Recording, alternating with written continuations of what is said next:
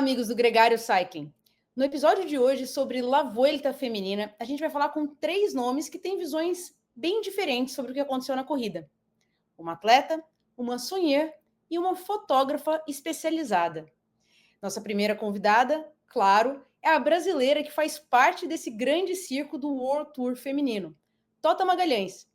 Ela competiu pela quarta vez na Vuelta à Espanha, mas a primeira delas por uma equipe World Tour. Dessa vez, pela Movistar, que fez o segundo lugar na classificação geral com Marlen Reusser. Tota Magalhães, seja muito bem-vinda ao nosso Gregário Cycling especial La Vuelta. Poxa, eu que agradeço. Primeiro, agradecer de novo pela cobertura que você fez na corrida. Acho que isso foi algo que ninguém nunca tinha feito, inovador. E, enfim, espero que cada vez mais a gente tenha esse approach mais perto, entre o ciclista e a prova e os telespectadores. Enfim, estou super feliz de estar aqui de novo. Me sinto em casa na Gregário. Não, eu que agradeço a abertura, né? Foi super legal, claro, ter as tuas palavras ali antes, depois, expectativa, o que aconteceu de verdade. E a gente sabe a correria que é o dia a dia durante uma volta, né? Foram 7 dias intensos, transfers longos, dias começando cedo e terminando tarde, mas foi muito legal dividir isso com você e com o público do Gregário Cycling ali que acompanhou a gente todos esses dias. Tota, primeiro ano competindo por uma equipe World Tour dentro de uma grande volta.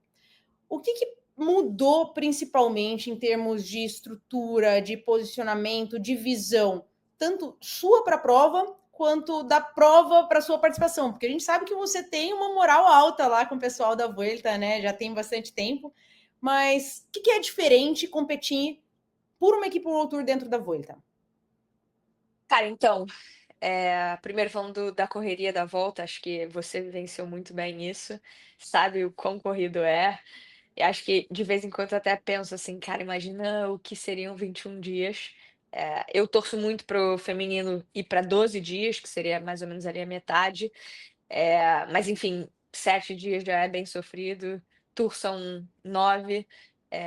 Enfim, a correria, mas correria boa. Cara, então falando um pouco sobre, como é voltar para a Volta da Espanha numa equipe World Tour, acho que a primeira coisa que eu penso na cabeça é, óbvio, pressão, que acaba que, tipo, a equipe tá indo por resultado, então você tem que mostrar seu trabalho. Não é como quando eu estava numa equipe Continental, que eu tô ali para sobreviver, para tentar experiência, para tentar ser vista. Eu era uma ciclista mais livre, ia para fuga. Agora já é tudo bem mais restrito, mais quadrado. Não que seja algo ruim, porque não é, obviamente. Até porque, assim, todo mundo quer, sentir vitorioso, sentir fazer parte de um resultado. E, enfim, foi o que aconteceu nessa volta da Espanha com a Marlin, que a gente fez segundo. Eh, mas acho que isso é a primeira coisa que vem na minha cabeça, é essa pressão, essa coisa de largar por um resultado para fazer um trabalho bem feito. E acho que são tantas pessoas em volta da gente para fazer isso acontecer. Acho que a gente comentou, inclusive a gente até postou sobre isso, que foram 17 a 20 staffs, durante a corrida, durante os dias, sendo 4 massagistas, um osteopata, um chefe de cozinha, 2 diretores, um treinador, nutricionista, médico. Então, assim, é um corpo de gente em volta para fazer isso acontecer, que também acaba que é uma pressão extra, não só pelo estado, mas também para representar essas pessoas que estão trabalhando 24 horas. Eu falo para eles que, assim, o nosso trabalho nem se compara com o trabalho deles. O que eles fazem é, tipo, incrível, é muito mais duro do que o nosso. O nosso, no caso, é só entrar na bicicleta e pedalar e fazer força. Mas enfim, acho que é um pouco disso, dessa pressão por resultado, estar numa equipe grande, de ter gente torcendo por você, esperando o resultado, expectativa, esse controle de expectativa também, gerenciar isso. Mas enfim, estou muito feliz. Acho que foi uma volta da Espanha muito positiva e não poderia começar da melhor forma. Claro que se a gente vencesse ia ser ainda melhor, mas o que a gente está construindo, eu espero que a gente chegue nisso. E, enfim, tem muito ano aí pela frente e tomara que a gente possa levar várias vitórias aí para casa. Você falou um ponto interessante da questão da gestão de expectativas, né? E eu, claro que é uma gestão interna, externa da equipe e externa do público. E muitas vezes o que o pessoal que está começando a acompanhar ciclismo não consegue ver é a gestão de resultados, né? Então, você comentou, no ano passado, no ano retrasado, pela Biscaya ou pela Bipink, você tinha mais liberdade, você saía numa fuga, e esse ano é tudo mais engessado, tudo faz parte de um plano maior. Conta um pouquinho para a gente como é que é essa gestão de expectativa sua, pensando que um ponto até que você comentou em uma das entrevistas com a gente, né? Chega no final de etapa, você já fez o teu trabalho, você lançou a tua líder na posição que ela tinha que estar, você tem que se preocupar em recuperar para o dia seguinte, né? Não faz muita diferença se você ficou em 30º, em 40º, em 20º. Como é que é isso para um atleta tão jovem como você, né? E ter que gerir isso, assim, é tranquilo?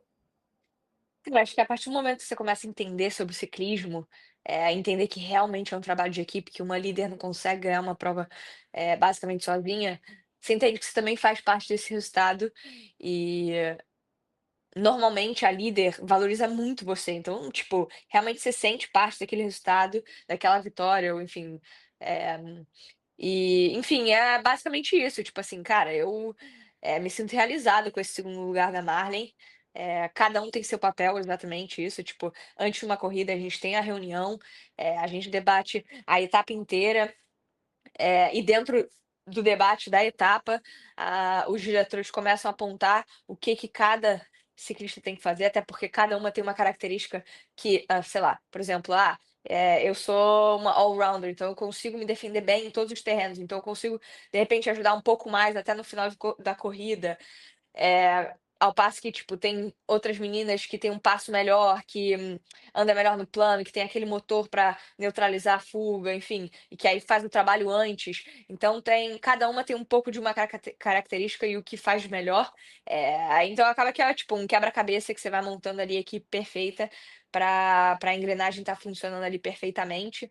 E, e assim, pessoalmente, acho que é um pouco disso mesmo, de tipo assim, de eu ter muito claro na minha cabeça que eu faço parte desse resultado, eh, assim, eu também me comparo muito com a Tota de um ano atrás, então óbvio que eu fico feliz em ver que eu tô evoluindo, eu sou muito realista em saber que, tipo, agora mesmo eu não consigo ganhar uma volta da Espanha, obviamente, eh, e, enfim, poder fazer parte, nem que seja de 15%, 20% disso, já é muito gratificante e é uma coisa que eu acho que eu vou contar para minha vida inteira, sabe. Claro que eu espero cada vez mais ser, uma chave ainda mais importante, pra Marlin ou enfim, pra líder que seja, mas por enquanto estou muito feliz, acho que a equipe também está muito feliz, a Marlin também está muito feliz. Então seguir nesse trabalho e ver o bicho que dá. Você postou uma frase esses dias que era abraçar o lugar que você está enquanto você busca o lugar que você almeja estar, né? E a gente vê muito essa tua posição no dia a dia, na lida com as outras atletas, e a gente vê esse feedback que você está comentando, né? Da Marlin, da Lippert, estarem sempre comentando nos teus posts, elogiando a tua postura. É, qual é esse lugar da Tota hoje? E não só da Tota, né? Mas a Marlin mudou de posicionamento agora que ela foi para Movistar como uma líder de fato, mudou de peso, mudou de característica. Qual é o lugar de cada uma de vocês nesse esquadrão, vamos colocar assim, da Movistar na Vuelta 2025? Acho que assim, pra mim, assim, o mais incrível disso tudo é ver que, tipo, a Liane, já foi medalhista mundial, a Marlin também medalhista mundial, campeã mundial, medalhista olímpica, ver que elas me respeitam também como atleta, como ciclista, e ver que realmente, assim, não é que eu sou uma qualquer que tô ocupando um espaço ali na equipe, acho que uma das grandes características da nossa equipe é que todo mundo se respeita, por mais que eu tenha pouca experiência comparada a elas, acho que eu tenho uma visão de corrida muito boa e, enfim, no que eu puder ajudar as meninas, pra gente realmente fazer esse resultado acontecer, eu tô disposta a isso e, enfim, acho que é um pouco disso, de ganhar a confiança das meninas, da equipe, pouco a pouco. Por mais que eu acho que até inclusive foi rápido demais, abraçar isso tudo, ficar feliz com a posição que eu tenho dentro da equipe, a liberdade que eu tenho, que inclusive já acho que é até demais. E, enfim, obviamente eu almejo outras milhares de coisas, quero crescer no esporte e ir crescendo aos poucos, mas também sei que, tipo, você não entra, no ônibus já sentando na janela, então eu tô guardando ali meu lugar, tá quente o meu lugar, e quem sabe alguma hora eu também já sento na janela, mas, pouco a pouco. Muito bom. E como é que é feito esse trabalho? Você comentou, no começo da nossa entrevista sobre todo dia, começa o dia, tem uma reunião, tem o passo a passo, o que cada um vai fazer, mas o dia começa antes disso, né? Então, quantas horas vocês acordam antes? O que vocês fazem? O que é a rotina? Reunião de briefing, reunião de debriefing, o dia inteiro de uma das 7 etapas da Vuelta. Cara, então é assim, é non-stop, tipo, a gente não para, a gente tem um aplicativo que recebe diariamente, assim, eh, os horários do dia. Obviamente são muitas pessoas, então são mais de são quase 30 pessoas ali dentro da equipe, então não dá para ir passando a informação de boca a boca, então realmente tem um aplicativo que bota todos os horários, você tem que chegar na hora, a gente até tem uma brincadeira que se chega 1 minuto atrasado tem que fazer 10 flexões. Ainda não aconteceu isso comigo, eu cheguei todos os dias em ponto, graças a Deus, porque eu não sei fazer flexão. Eh, mas enfim, tipo assim, a gente acorda normalmente 4 horas antes da corrida, se é uma corrida, tipo, mais cedo, assim, o que alguns dias da Volta à Espanha foi, outros dias não, As últimas mas 2 basica etapas, né, foram bem cedo. As outras exato, foram exato. Normalmente a etapa começa ali meio-dia, 1 hora da tarde, então a gente acorda umas 4 horas antes, se a pessoa conseguir, claro, tipo, acordar umas 9, no máximo ali umas 10, toma café da manhã. E logo em seguida do café da manhã tem a reunião pré-etapa. Tem algumas equipes que fazem à noite anterior e outras que fazem de manhã. Aí depende um pouco de como é que tá o tempo livre. A gente na Volta da Espanha fez de manhã, antes da etapa. Eu até prefiro, que é uma forma de, tipo, você se desligar um pouco à noite, não precisa ficar pensando nisso. E aí de manhã é um novo dia, você vira a página e já concentra a energia ali no que você tem que fazer.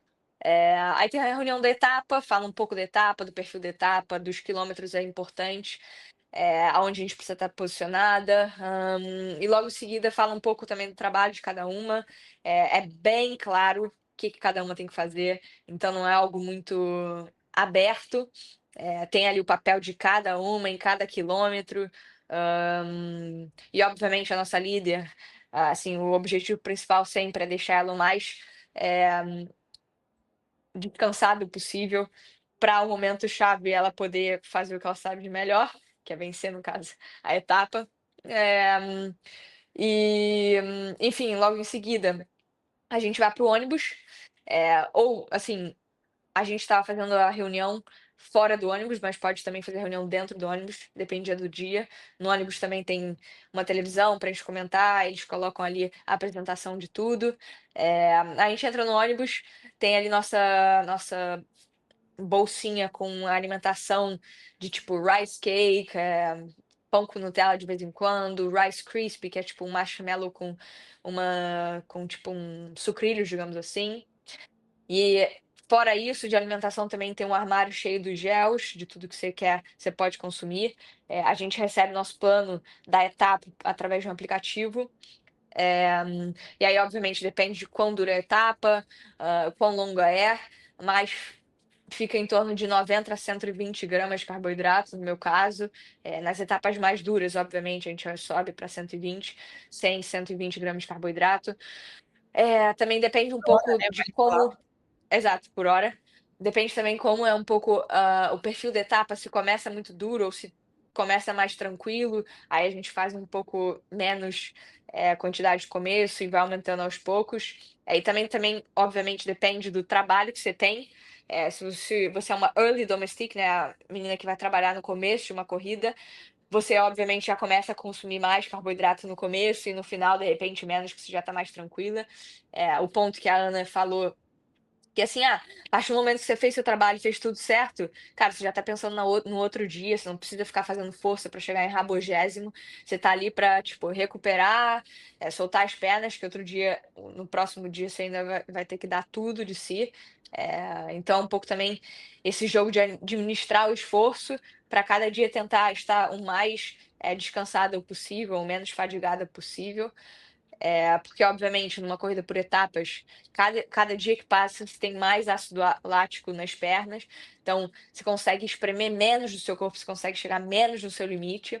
E obviamente, se você consegue chegar no seu limite mesmo com fadiga nas pernas, significa que você é um pouco desse perfil de voltista.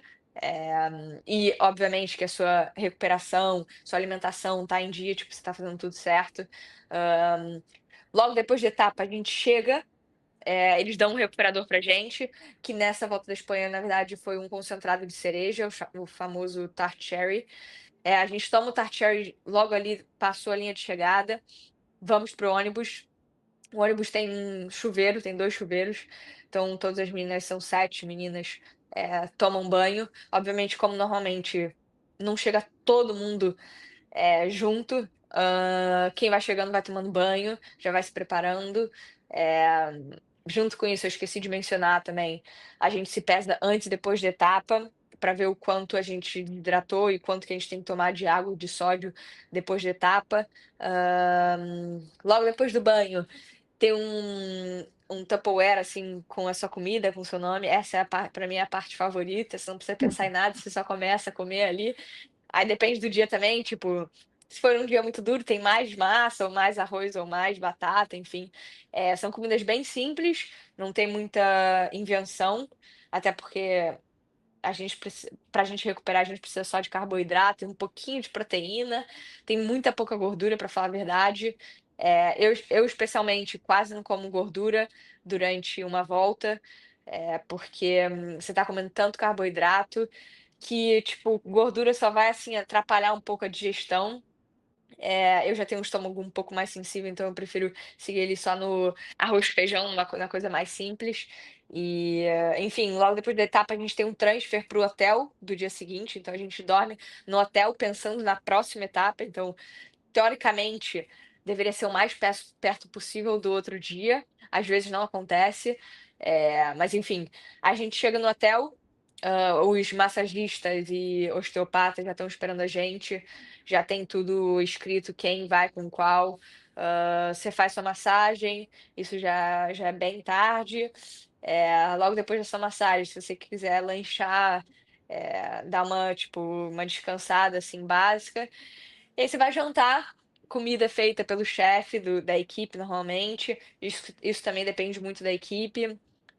Numa equipe Continental, por exemplo, não vai ter um chefe de cozinha, aí você come a comida do hotel, que normalmente é meio padronizada, então os hotéis já meio que já são avisados que a equipe está chegando e que aí é sempre arroz, massa, uma proteína, um molho, alguma coisa assim bem básica. Aí você dorme, a gente recebe uma análise da etapa, com, enfim, todas as informações possíveis e impossíveis, desde como é que foi o desenrolar do dia, com o feedback dos diretores, com os números, se você conseguiu realmente apertar tudo que você conseguia ali do seu corpo, ou se você estava num dia mais cansado. Acho que esse feedback também da atleta com os diretores e o treinador, que sempre tem um treinador responsável, é muito importante para eles conseguirem também ler o que eles veem nos gráficos. E é isso, dorme, tenta desligar, né, porque acho que a coisa mais difícil é, tipo, depois de um dia tão cansativo, que você tá ligado ali na tomada, você se desligar, acho que é a parte mais difícil, para mim é.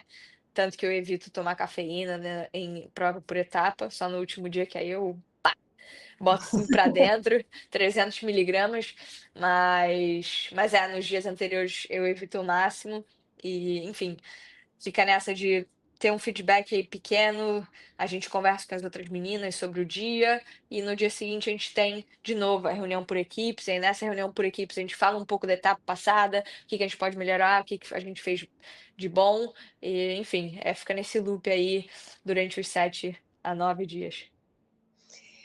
É um dia cansativo, é um dia longo e vezes 7, né? Ou 9 que vai ser no Tour, ou 8 que vai ser no Giro. Nesse feedback que vocês têm de todos os atletas, tem um input de vocês também em eventuais ajustes, né? Porque às vezes está planejado, vamos supor, a Sara ia ter um determinado papel, mas teve um dia melhor ou um dia pior, e tem um ajuste de posição. Ou Olivia, né? Olivia teve alguns dias não tão bons ali na Vuelta. Como é que isso é reajustado? É meio em tempo real? É de um dia para o outro? Como é que vocês fazem isso? Não, é 100% tempo real. Acho que, uma das partes mais importantes de uma equipe é essa comunicação e a gente bota muito nessa tecla de, cara, a gente precisa se comunicar durante a corrida, porque obviamente o nosso plano A nunca vai ser 100% o que a gente planejou. Então, rola esse feedback durante a corrida, eh, enfim, nossa análise realmente a gente consegue ver de todos os atletas. Acho que é uma parte boa também, que acaba que a gente consegue valorizar o trabalho do outro, ver o quanto o outro trabalhou, e vira esse feedback ali de todo mundo entender um pouco cada seu papel. Uma curiosidade que acho que vale mencionar é que muitas das vezes a atleta que mais faz força, na verdade, são as gregárias. Então, os watts por quilo normalmente mais altos são das gregárias. Mas, obviamente, uma líder tem uma durabilidade incrível. Então, tipo, no final de uma etapa, ela consegue fazer uma wattagem muito mais alta que, de repente, eu conseguiria fazer. De repente, não, com certeza. Eh, mas enfim, acaba que tem um pouco disso, tipo, da curiosidade de ver assim: "Ah, caraca, a gente realmente conseguiu guardar, por exemplo, a Marley na Volta da Espanha da melhor forma possível", porque ela realmente fez pouca força no começo da etapa, e enfim, mostra todo o gráfico, quem gastou mais no começo, quem gastou menos, e aí você consegue encaixar e ver, tipo, realmente a menina X, que era para trabalhar no começo, realmente trabalhou, aqui dá para ver o quanto que ela gastou. E então acaba que, assim, não tem segredo, eu gosto bastante desse método, não é toda equipe que tem, acho que cada equipe trabalha de uma forma, mas acho que isso de ser o mais transparente possível é a melhor forma de uma equipe ficar, unida, que enfim, não tem segredo, não tem nada. E é uma forma de gerar confiança entre todas vocês também, porque a partir do momento que está tudo muito aberto, a atleta se sente na liberdade de falar: olha, hoje eu não estou num dia bom, segura a ponta para mim aí, que às vezes, né, e amanhã, de repente, está num dia muito melhor. Exatamente. Então, Exatamente, tipo assim, é muito normal também você ter um dia ruim, sabe. Tipo, é muito estranho você não ter um dia que você tá assim: "Caraca, hoje tá assim, tá ruim", sabe. Durante 7 dias é claro que você vai ter um dia ruim. O ideal é você ter um dia ruim, ou num dia, tipo, suave de ter um dia ruim, ou ser o menos ruim possível, sabe. Mas assim, claro que você sempre vai ter um dia pior que os outros. você até tinha comentado isso durante a Vuelta, acho que na segunda, terceira etapa que a gente estava conversando ali depois da etapa, você falou: por enquanto tá bom, uma hora a conta chega. Qual que foi o dia Exatamente. da conta para você? Foi o dia que eu fiz ali o trem de embalada pra Liane atacar. Se eu não me engano foi a Essa sexta etapa? etapa, exato. Eh, Foi a sexta ou a quarta? Foi a sexta. Ah, tá. Foi a sexta etapa, estava num dia bem meio off, assim, meio desligada também mentalmente, estava cansada, estava um frio pra caramba, tipo, no começo da etapa, estava com granizo, enfim. Mas eu sabia que, tipo assim, que bom que foi naquele dia que eu tive um dia ruim, e que também não foi, assim, surrealmente ruim, sabe, tipo, foi aquele: podia ser melhor, mas graças a Deus não foi tão ruim assim, sabe. Mas assim, em geral, assim, com a minha volta da Espanha eu fiquei muito satisfeita, acho que mostra também o quanto, a minha recuperação, minha alimentação tá tudo regradinho, porque no último dia eu consegui apertar pra caramba do meu corpo, cheguei no meu limite, várias vezes esvaziei o tanque 100%, então mostra que realmente eu tenho essa característica de voltista e, enfim, essa coisa de ter alimentação regrada, você comer certinho ali essas quantidades de carboidratos, tudo perfeitamente pensado para você, faz efeito. É curioso, né, como a alimentação regrada não quer dizer necessariamente comer pouco, né, é comer pensado Pelo para o contrário, exatamente. Assim, no meu caso, e acho que grande da maioria das meninas, a gente pesa a comida para realmente ter certeza que a gente tá comendo o suficiente, sabe. Porque acho que bom, a grande maioria não faz ideia do quanto que a gente come.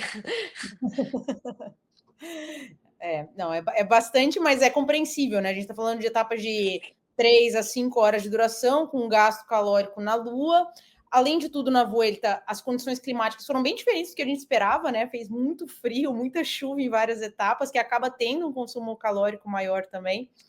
Mas essa sexta etapa que você comentou, e que coincidiu de ser o dia mais ou menos, de você estar tá ali no final embalando esse ataque da Lippert, né? Que até foi super legal. Ela fez um post falando que aparece você mexendo no rádio, né? E tipo, mandando ela aí. Mas no começo dessa etapa, a Movistar passou um sustinho também, né? Porque teve uma fuga, se é que dá para chamar de fuga, um grupo de 18 ciclistas que tinha quase todo mundo das grandes equipes e vocês não estavam lá, né? Como é que é o ajuste de rota aí quando acontece uma situação dessa? Então, tipo, durante 7 dias a gente estava muito bem, a gente estava fazendo tudo muito certinho. E, de novo, tipo assim, sempre tem um dia que rola um mole, sabe, tipo e bom, esse dia foi um dia desses, eu estava fazendo xixi, a Marlin também estava fazendo xixi, enfim, teve várias coisas acontecendo ao mesmo tempo, aí eu voltei, meu rádio parou de funcionar, aí a Olivia foi fazer xixi, enfim, e aconteceu isso, acho que também uma falta de atenção nossa em relação a, tipo, pô, não vai todo mundo fazer xixi ao mesmo tempo, enfim, eh mas bom, a Sarah tem um super passo, um super motor, tinha a Jayco também, não estava feliz com a fuga, então a Cofidis também não, então acabou que as 3 ali, equipes trabalharam bem, a gente neutralizou a fuga acho que com 40 quilômetros, tipo, depois de 40 quilômetros que tinha sido formada, e enfim, obviamente no final da corrida a gente escutou um pouco, mas a situação foi reversível, então no final deu tudo certo. E dentro da equipe, vocês também tinham uma outra pessoa que foi uma das poucas que a gente ainda não falou, né? A gente já falou da Olivia, da Sarah, da Marlene, da Lippert. Existia uma guria muito nova, que é a Cat, que era a primeira volta dela, já chegou com responsabilidade, porque ela é um talento diferenciado, né? Já ganhou na vara essa última semana agora. E tem uma característica de sprint, de aguentar umas subidas curtas e duras. Como é que é administrar uma guria de 18 anos? Você é jovem, mas 18 anos e acabou de cair de paraquedas no World Tour. Como é que vocês lidam com isso também? Então, tipo assim, a Cat é muito madura, assim, não parece ter 18 anos, acho também por tudo que já conquistou. Eh, Ela realmente, assim, tem o mindset de uma ganhadora, realmente, assim, acho que o que aguenta sofrer é incrível. E, enfim, ela fez a primeira volta à Espanha dela, a primeira corrida de 7 dias, acho que o máximo dela tinha sido 3 dias, eh, e eu fiquei muito impressionada, inclusive falei para ela isso, porque você sai de uma categoria júnior ganhando tudo, se acostumada a ganhar tudo, para então trabalhar, eh, acho que você tem ali aquele baque, um pouco de ego, assim, normal, sabe, de você gerar ali as expectativas, gerenciar isso. E, enfim, eu fiquei muito surpresa positivamente. Eh, Ela fez um baita trabalho, ainda mais nas últimas etapas. Estava onde precisava estar, fez o que tinha que fazer. E, enfim, tem 18 anos, mas parece ter 25, 27 anos. Sabe super se movimentar no pelotão. E, enfim, é uma menina que tem um futuro brilhante pela frente.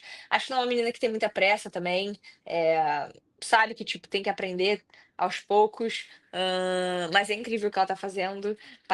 Assim, o que ela faz mostra que, tipo, ganhar é fácil, mas na verdade não é, é difícil pra caramba.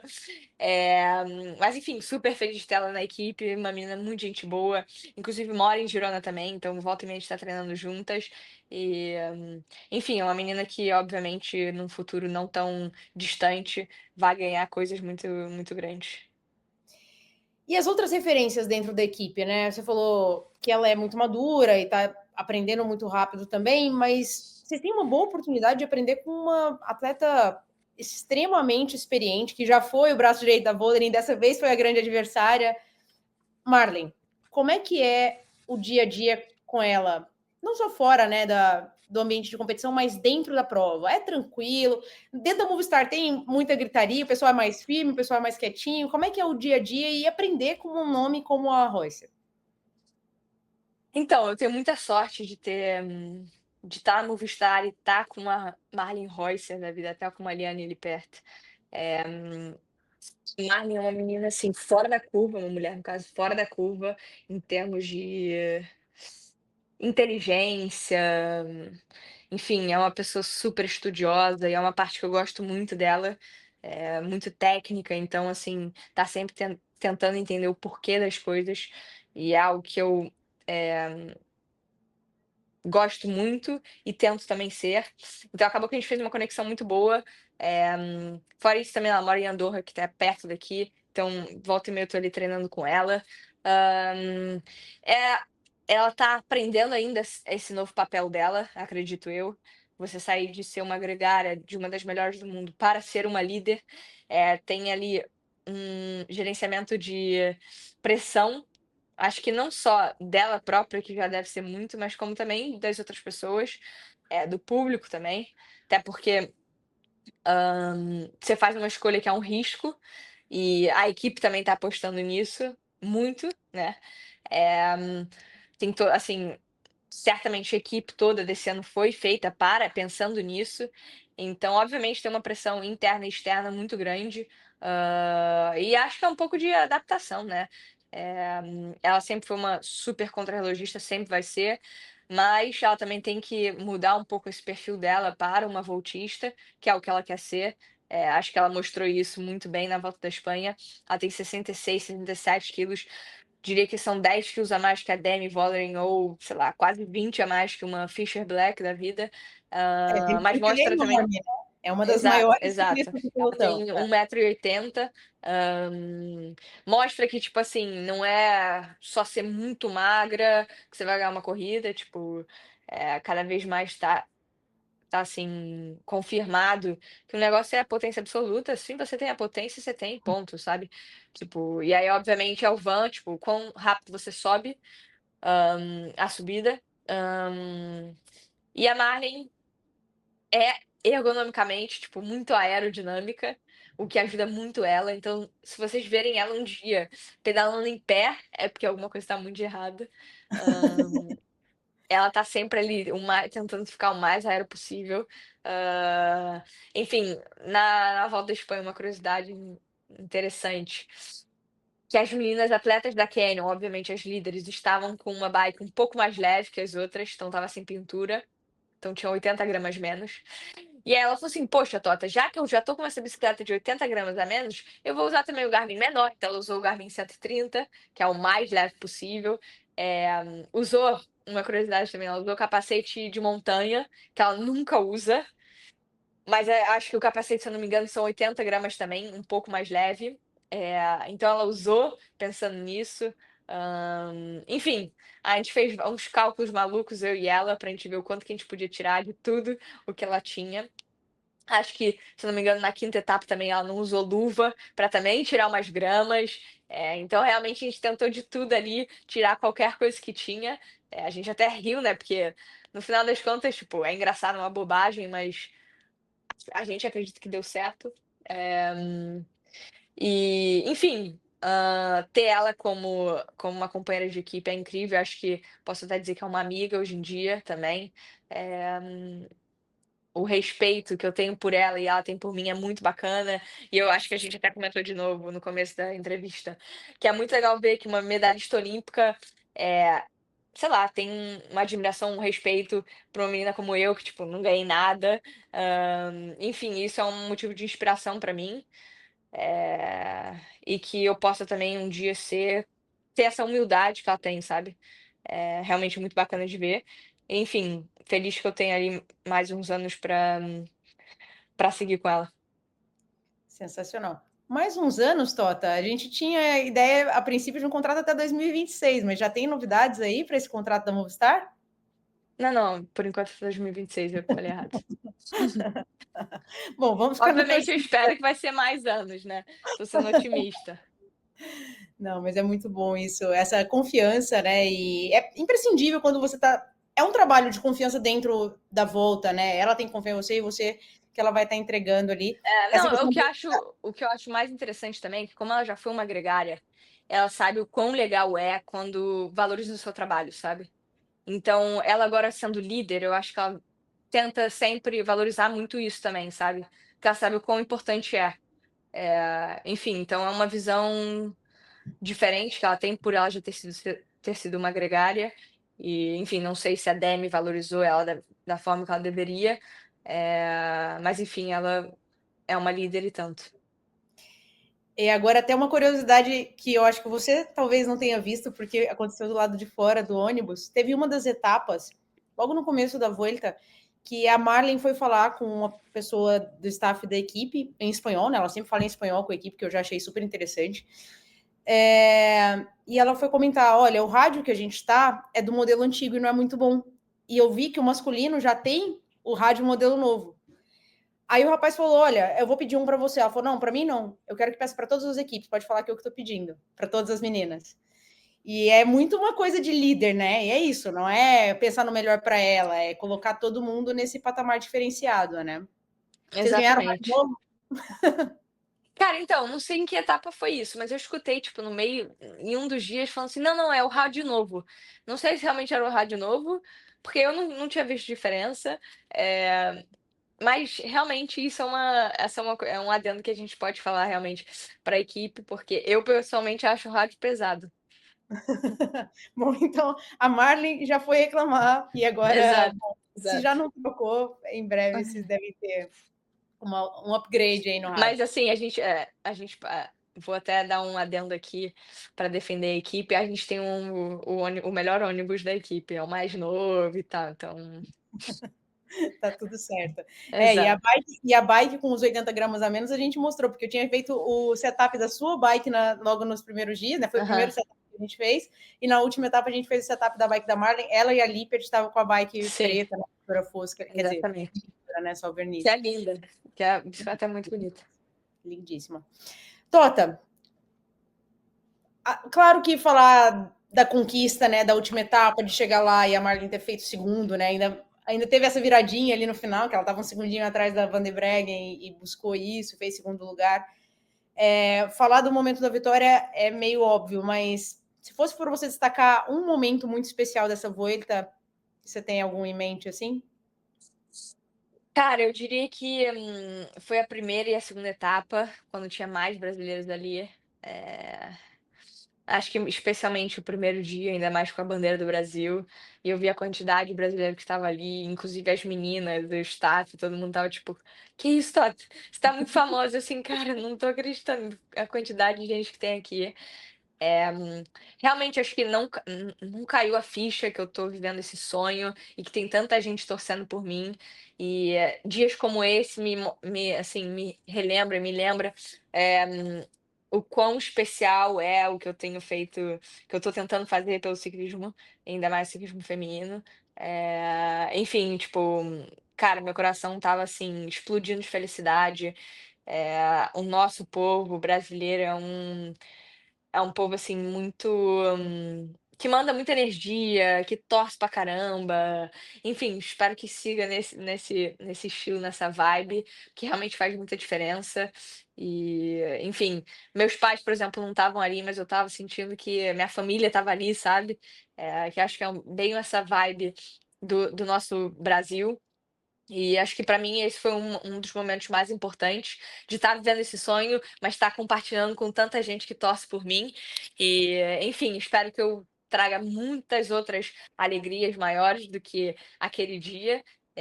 Mas enfim, vão aos poucos, tenham paciência, que eu sei que eu vou chegar lá, mas vai demorar um pouquinho. Muito obrigada, Tota, por esse bate-papo. calendário aí das próximas semanas, tem Volta à Catalunha, tem Giro, como é que estão aí os próximos objetivos? Exatamente, eu corro a Volta à Catalunha dia 6 ao dia 8 de junho, e logo em seguida o Giro da Itália, que é, se não me engano, dia 6 de julho. Então eu tenho basicamente ali 3 semanas entre cada corrida, bom para preparar. Vou para altitude, eu estou fazendo altitude e logo depois faço um pouco de treinamento no calor, porque o Giro é uma sauna. Mas eu também espero que eu corra bem lá. A gente está indo para vencer com a Marlin e, enfim, espero que eu saia de lá com uma camisa, rosa dela para botar aqui na minha coleção. Exato, juntar com essa malha azul que está aí na parede. Exato, Tota, exatamente. obrigada por esse papo, que a gente tenha muitos outros para falar de coisas mais específicas do treinamento. De repente, daqui a pouco a gente fala sobre esse trabalho de altitude, sobre o trabalho de calor, de adaptação ao calor que você estava falando, que você já postou uns teasers ali, que já deu para o pessoal ver, que você tem feito Heat Acclimatation. A gente vai falar disso no Gregário em algum momento, mas muito legal ver a tua visão da Vuelta e, principalmente, né, acho que a gente que acompanha toda essa trajetória, ver o amadurecimento da visão da Volta. Parabéns por essa belíssima Volta à Espanha, foi demais acompanhar de perto e que a gente tenha muitas outras oportunidades de acompanhar e trazer isso para o Brasil, porque é muito legal. Eu que agradeço, agradecer também a torcida de todo mundo que acompanha. Novamente, vocês não fazem ideia da diferença que faz, do quão gratificante é ver gente torcendo por mim. Enfim, novamente espero que eu tenha muitas outras alegrias aí para vocês e agradecer também o convite, a Ana especialmente. Eu me sinto em casa aqui, eu sou parte, literalmente eu sou uma gregária. Enfim, vamos seguir fazendo esse trabalho, né? Porque que no final o trabalho dá resultado. É isso. Obrigada. Tchau, tchau. Nessa segunda parte do Gregário Cycling Podcast sobre a Volta à Espanha Feminina de 2025, a gente vai falar com a Heloise Mavian, uma fotógrafa italiana que, junto com seu parceiro Francesco, são responsáveis pelo Instagram tornante.cc, um dos melhores Instagrams de foto do ciclismo mundial. A Heloise agora está com as fotos dela expostas no Cours Museum, na Bélgica, fez parte do documentário Femmes in Motion sobre o Tour de France Femme, produzido pela Velo Magazine, e já ganhou 2 vezes o prêmio Mark Gunther de fotografia, em 2019 com o segundo lugar e em 2017 com o terceiro lugar. Welcome, Heloise. It's very nice welcoming you here at Gregário Cycling Podcast. Hi, very glad to be here. Thank you for having me. It's my pleasure. I'm a big fan of your work, as I told you during the Vuelta. Thank you. So, Heloise, can you start by introducing yourself to our public and how you got in contact with photography and then became specialized in cycling photography? Yes, so I'm from Venice and in Italy, and my father had a camera shop in San Marco Square. So I grew up in between cameras and film rolls since I was little, and I loved to spend time there. And he was showing me a lot of weird stuff, a lot of analog photography still. So that was very nice to start with that. And he gave me the passion of photography and cinema. So I did the University of Visual Arts in Venice. And after 3 years, I went to Madrid to do cinematography, a specialty in direction of photography and cameraman. I worked there. I stayed in 7 years in Madrid, and then I started having more interaction with Francesco, my colleague from Tornanti, and he was in Milan. And there at that time, about 2011, there was a big movement of fixed gear criteriums starting, like underground races during the night, mostly in parks or places that were not very in the outskirts of the cities. So he started to take photos of that. And then the first Reduc Criterium came in Milan, and he was into that. And he showed me these nice, not only sport, but all atmosphere and everything inside in this. And it was just very nice and fun. So we just started to following it more often. And the David Trimble, the organizer of the Red Duck Crit, liked a lot our photos and how we were working. So we became his official photographers. So that was really our big start in cycling. And we were covering the races in New York, Milan, Barcelona, and London. And that was really beautiful. So at the end, in 2014, we followed our first professional race, and it was the Milano Sanremo. That it's not so beloved by people because the first 100 and more kilometers are a bit boring till we start in the coast and the race starts really. But for us, it has a special place in our heart, exactly because it was our first one. And also, we had our first important publication on an Italian magazine, Sport Week, that it's the weekly of the Gazzetta dello Sport. So it was very important. And with them, actually, we started to have a big relationship. They also did some articles about the Reduc. So it was very important for us to keep going with that. And we just fell in love with cycling. At Milano Sanremo, I felt like a little baby because I was surrounded by all these big important photographers in the starting line with all these riders. It was very different from the Reduc that it's more underground. So when they started, we were running to the car to start following the race, and I was very emotional and crying because I was very happy to be there and to do that. So, And do you think that starting by photographing fixed criteriums and a more, let's say, lifestyle kind of cycling brought a different vision to your photography in pro cycling racing? Oh, yes, for sure. But already being in Venice and growing up here, the art scene is very big and important, also because of the university that I did. So I'm not really watching the races and taking photos, just action and showing just the action like we were used to before 10 years. Because now, but we were watching a lot of photography, cycling photography from the Grubers, for example, that everybody knows them. They are very good, and they were like the first ones to be more artistic. So we really connected with that because it was more like we were watching cycling.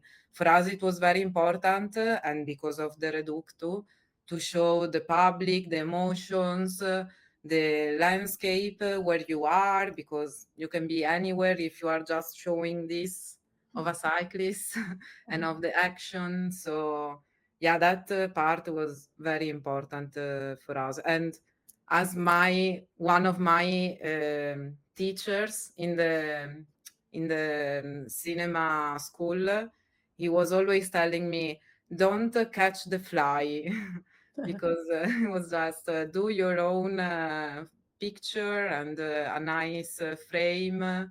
And cinema and art helped me a lot in it. Your photography is really, really beautiful. Thank And you mentioned you started photographing cycling by the men's race, by the Milano Sanremo, because we didn't have a women's Milano Sanremo back then. And how did you guys get into women's cycling? Was it a natural thing, or did you focus on that for any specific reason? At the beginning, it was a bit natural. We were trying to. It was very interesting for us, also because from Reduc Crit, we knew we female athletes that were in the pro cycling peloton. So we were also happy to be able to see them. And we started with small races like Trofeo Binda.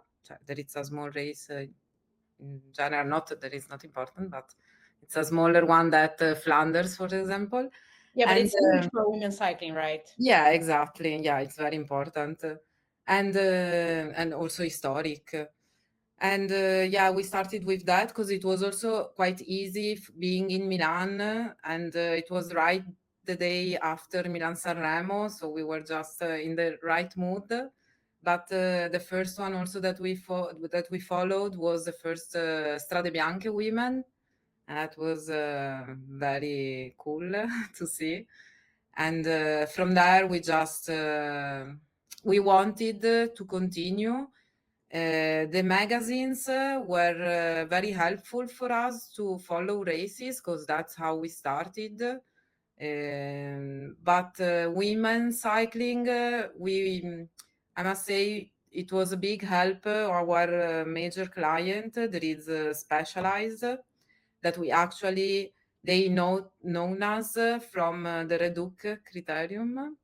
So that was a very big step for us because they asked us to cover for them the women's races, and from there we didn't stop and we always grew. So they helped us a lot to start following them. Yeah. That's awesome. And about the Vuelta Femenina, when was the first time you covered it? And how do you think it changed since then, since the first edition? I mean, it was the challenge by La Vuelta first and then became the Vuelta, but when was your first contact with the race? For us, it's a bit early. It's not so old for us because Francesco was following it since 2 or 3 years. Mhm. But for me, I had always some other races to cover or other things. So we were splitting. And my first Vuelta actually was last year.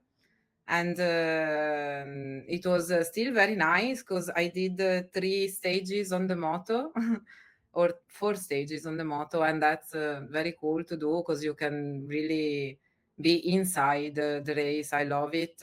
I usually cover all the races on the moto for the Springs Classics in Belgium. So it was very nice to be on the moto also at the Vuelta.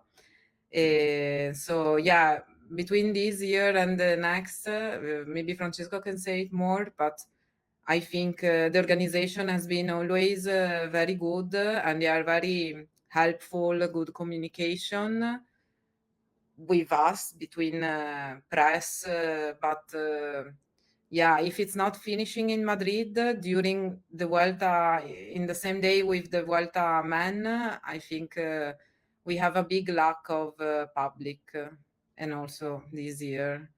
So that's something to improve with communication by them, probably.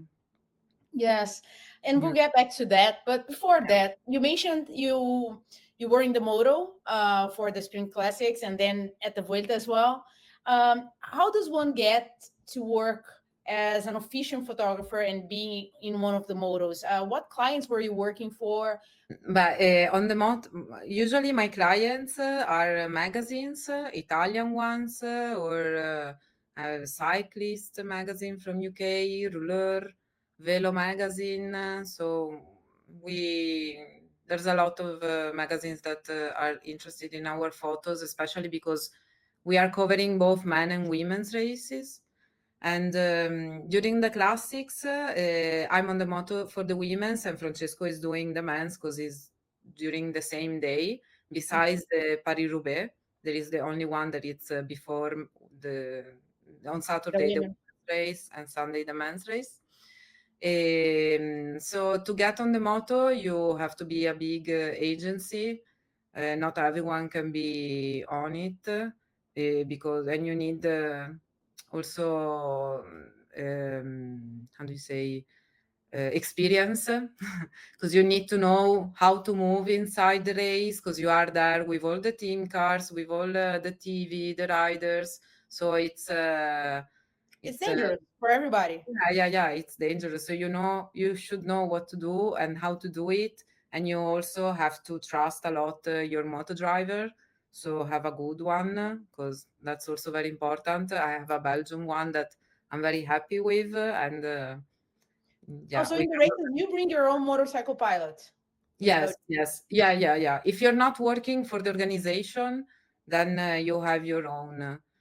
We Pilot. worked 2 years ago for the Flanders Classics, but just wanted to keep my moto driver, because yeah, You I have chose he knows how I work, he knows what I do, and I know that he's safe and very experienced, because he also was working for the TV for many years. He was in the races, so that's very important. Also because if you have to overtake the peloton, and especially the women's that are always very spread on the road, so that's can be tricky, and you have to be a good one to have hold still the moto and be able to do it safely.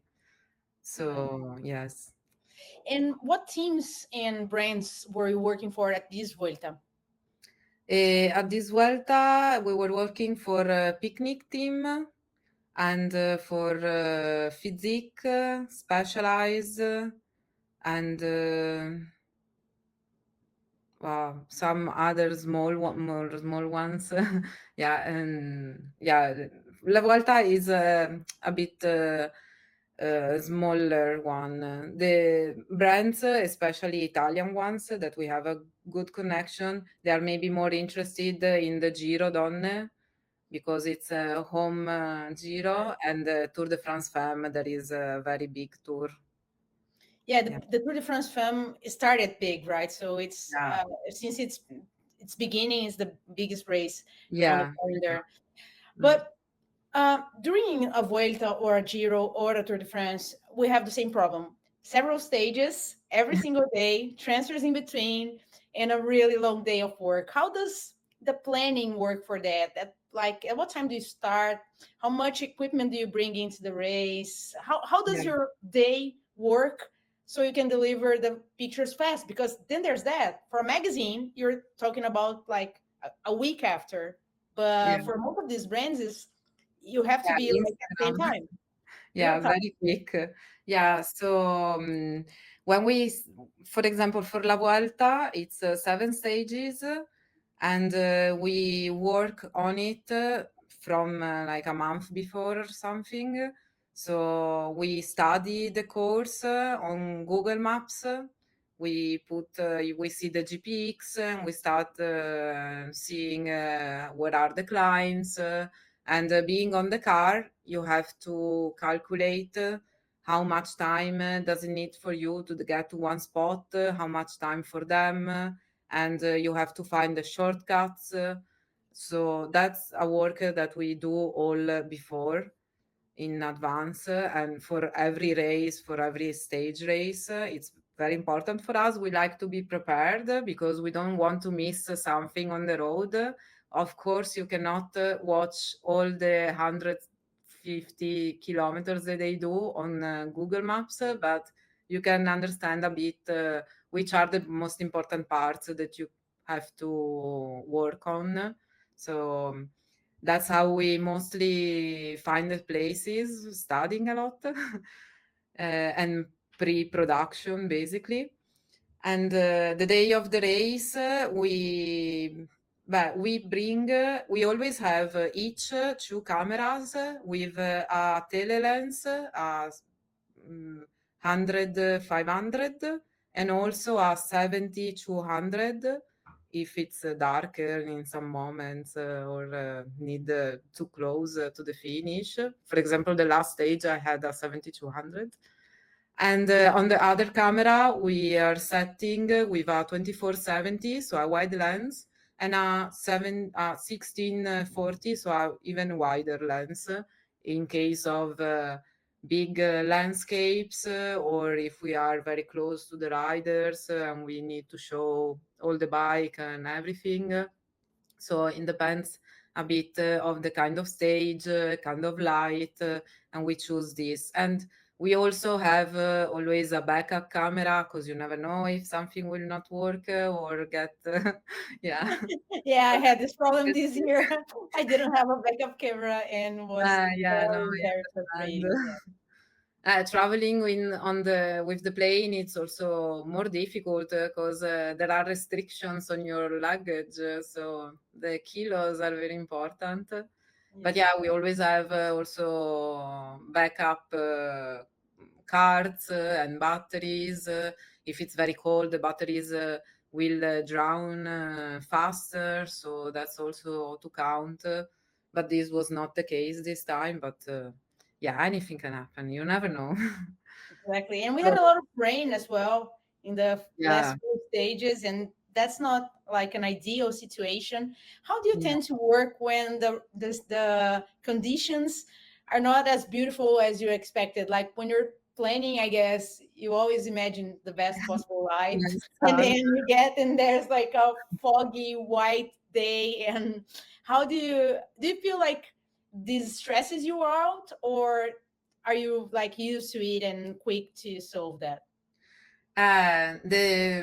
I was stressed, yes, but the thing is that you cannot really do much about it, so you just tend to adapt. And yeah, having some experience, you're just used to. We have a lot of things with us, ponchos and camera covers if it's really pouring rain. For example, last year, the Flash Ballon, I was on the moto and it was terrible, the weather. Besides the cold, it started at the sign on that it was hail. Then it started raining even more. So I stopped with the moto under a gas station to put the covers on the cameras because it was really too much.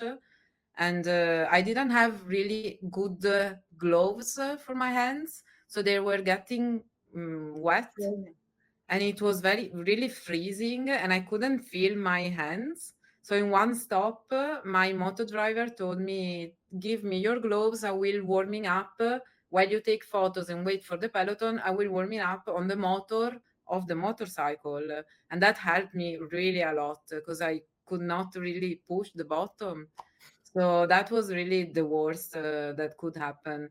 But other times it happens a lot also that there is foggy. You think I stay here, it's a beautiful landscape, like at the Tour de France Femme, it happened 2 years ago when Demi won, and it was really a very nice view. But then till they came, it was all white. Luckily, in the last corner, people were still there, so it was good the environment, but I was on the finish line and it was very hard to see them from far, like this year finish of Vuelta. Yes. Yeah. So So it was the Tourmalet and now the Alto de Cotovelo with like the exactly, same environment. Yes. exactly, yes, yes. I was going to ask about this. What was the most challenging moment this year at the race? Any shortcuts or the traffic? Because I don't know if you noticed, but the timing cheats they sent us about like the times the women would be doing every day were a lot slower than they were. Like we were getting to the points where they were supposed to like minutes in advance. So we had to really rush. Was there Yeah, anything yeah. that was challenging for you guys? Yeah, no, luckily we organized, we planned our race that it was not affecting us, so that was okay. But we had other challenges, like for example, in one of the maybe the second stage, I don't remember, or third, we wanted to do a cut and it was very tight, and to do this cut we had to follow a bit the race and we were thinking maybe it's better if we find another road because following the race also can happen anything because many times you have to wait till the car that closed the race and they can be 3 or more kilometers away from the race and you have to wait till there and sometimes they are just doing other things and take their time or taking the sign off so a lot of things can happen but We found a suggestion by Google to do a cut that it was very good because it was like 10 minutes instead of 20. So half the time is very important by now. And it was in a very nice little town. And we start going and it was very steep. And it started doing from being from asphalt tarmac, it became a bit gravel. We were like, okay, but there's a big road here. It will become tarmac again. So we keep following with this car that it's not so strong. And we were like, let's keep going. And it was still steep and it became with big, very big rocks. The landscape was very nice, but we was like, maybe it's better to go back because it doesn't seem that there is really a road. So Google Maps was a bit not good at this Vuelta, I must say. So we went back and at the end we made it on time and with more time that we thought. But yeah, these things can happen and it's not so nice. But yeah, just stay calm and go. And that day actually we did like 4 stops, so it was very good. Nice. Yeah. Well, and was there a favorite moment or situation to shoot during this Vuelta, or what was your favorite picture of the race? At the races, if it's a tour like this, I usually like, I always like mountains, steep climbs, or being into the woods because you can also play a lot with with the things that you have around you, so you can make nice photos. So yeah, in the woods always nice. The last stages with the mountain tops was pretty cool, but. I really don't have one favorite picture because I have one that I really like, but it was just in a random place. But there was a very big puddle and it was raining a lot that day. So I did this photo with the peloton passing and a reflection on the puddle. And it was bad weather, so it came out naturally very dark and with a nice atmosphere. So that's one of my favorite photos. But the ones also that I like, are when I go inside the team buses, because at the start I try to go in the team buses, especially we have a good relationship with picnic teams because we work for them, but also with SD Works and FDG. So that is always nice besides the atmosphere and just talking with the girls and they trust us is very important. So they let us freely be inside and yeah, it's nice to take photos of the red jersey. So it was nice with Gerritze and then with Demi, of course. It was those are very nice shots that I like too. Yeah, and Dami's bike this year was incredibly beautiful as Yeah, well, right? The red one. yeah. Well, and you mentioned earlier today that you feel like there's a lack of public since they are not doing the race, finishing or starting with the last day of the men's race, for example. We don't see many people around the race on the last stage. For example, this time we had a last stage on a top of a climb on a very bad day, rainy, cold, foggy. Um, but we also discussed during the Vuelta, the two of us, how sometimes in the pueblos, in the small cities, we wouldn't see a single sign saying that the Vuelta would be there or that the course would go through that city or the start would be there. Um, do you think that happens in other races as well? Or how do you think we can make women cycling more, popular, so to say? Yeah. Yeah, that was a bit sad because it's nice just to see people, also just for the girls to have a public and see that they are recognized and be at the same, not the same level of the men's, but an upper level. So yeah, it happens also in other races, like at the Giro Donne. There's not always big public. I must say more than Vuelta, but still the signs yeah, there was not so much. Also in Barcelona at the start, it was not screaming, Vuelta Femenina. So, yeah, I don't know. The organization should cover this better with communication and, yeah, like they do for the men's. Because at the Giro, you see a lot of pink flags or pink balloons. Last year, RCS took the organization of the Giro Donne, and there was a big change. Besides that it's well organized, but I saw more people at the starting of the stages, and it was more pink in general, everything, and that's very very good, because if we start doing that, more people will know about it, more people will talk about it, and they will also watch it more, because we need the live coverage. That's everything about it. If there's live coverage on TV, we have more sponsors and brands putting their sponsorships, and at the end is that helps. Yes. Yeah, I really think that you can't follow a race that you don't know it's happening. Yeah, So the organization exactly. has to tell people about it, has to make it public. And well, we've seen how good the races are. So we hope that in the future they become more popular as well. And what are your next races? Which ones are you covering now? Are you going back to the Giro, or is there something else before the Giro Donne?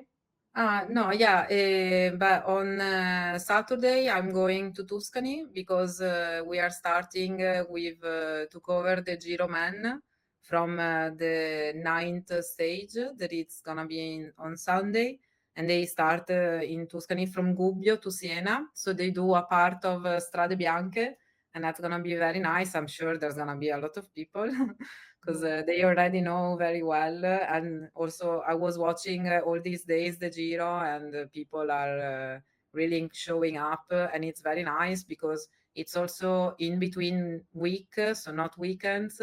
So people knows about it, and they are out in the streets. Even with rainy days, I saw on TV. So that's very cool.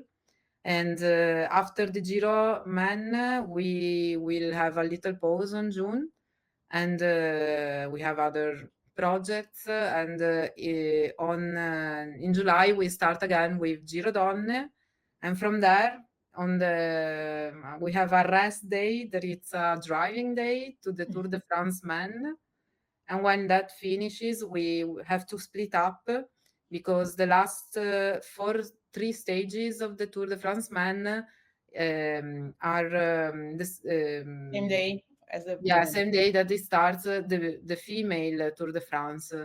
So we will split and cover both races. And when the men stop, we will be two again.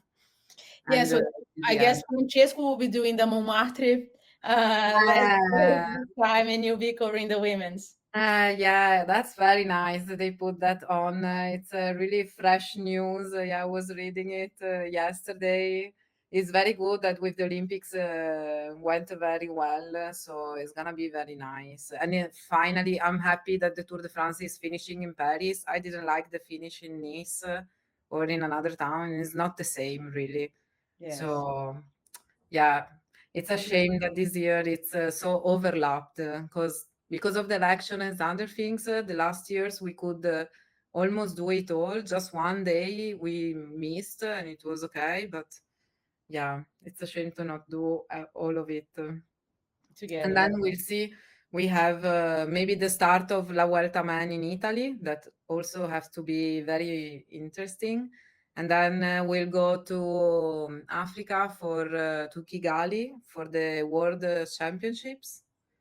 Then we have the CIMAC Ladies Tour in Netherlands, and the Gravel World Championships. That it has to be in Nice, but they lately said that it's gonna be in Limburg, and that's where I live now, in Maastricht, so in the Netherlands there. So it's gonna be nice to have a race at home.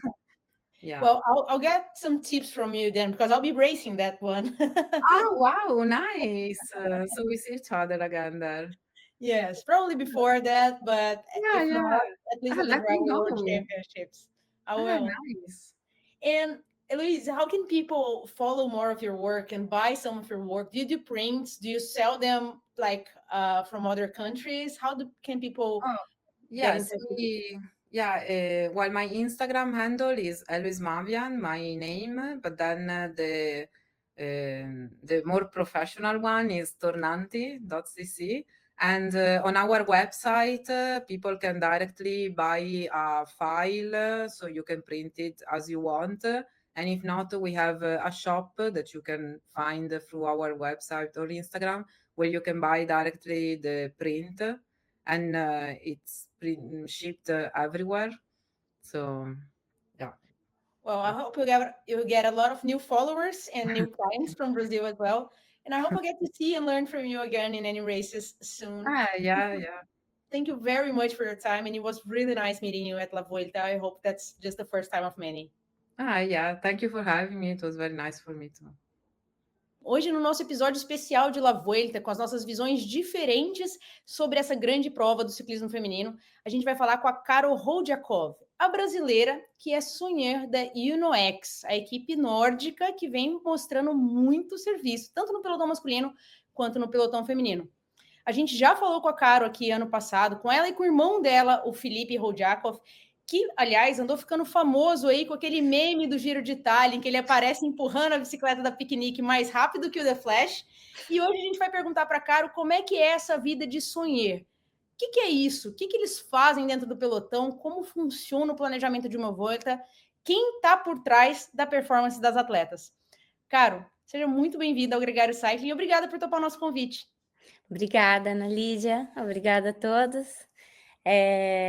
Bom, falar um pouquinho da minha profissão, que eu já estou a fazer, já são para aí quase 16 anos na parte de Sonier, para além de uns 10 anos que eu tive aí correndo no pelotão brasileiro e um pouquinho no italiano também.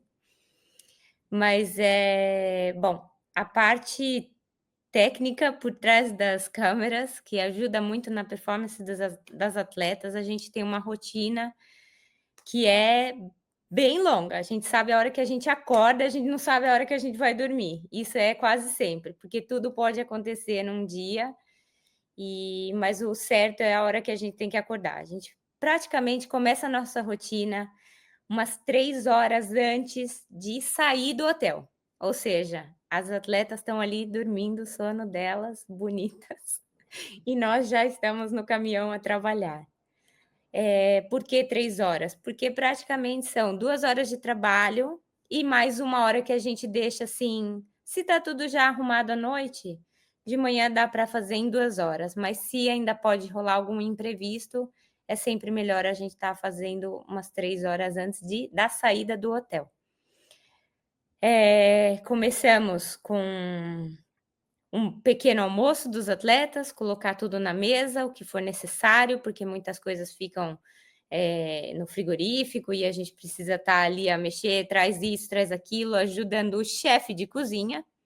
Então, começa logo de manhã cedo. Depois, preparamos os carros, colocamos o gelo nas geleiras. É uma rotina bem basiquinha, mas quando vai ver no papel, é muita coisa para fazer. Porque tem uma pessoa que fica em cargo das geleiras e dos carros. Outra pessoa fica em cargo da alimentação, ou seja, fazemos ali as barras energéticas, que somos nós que preparamos, cozinhamos e tudo. Então, para a alimentação, fica a alimentação dos atletas durante a corrida, porque antes e depois é sempre o nosso chefe, maravilhoso. E depois tem a alimentação do staff, porque nós do staff comemos muitos sanduíches e aí vai, porque não temos muito tempo para comer, então tem que ser coisa prática mesmo. Às vezes a gente até ousa um pouquinho, faz uma massa, uma coisa mais caprichada, quando se tem tempo para comer ali na hora da largada. Porque não é muito prático, tá? Fazer um arroz grego cheio de coisas para comer no carro enquanto eles estão dirigindo. vira um desastre. Então a gente tenta fazer alguma coisa prática e que sustente, não é, até o final do dia. E depois tem a outra pessoa que vai ficar encarregada de tomar conta meio que de tudo. Que no caso é você, né, cara?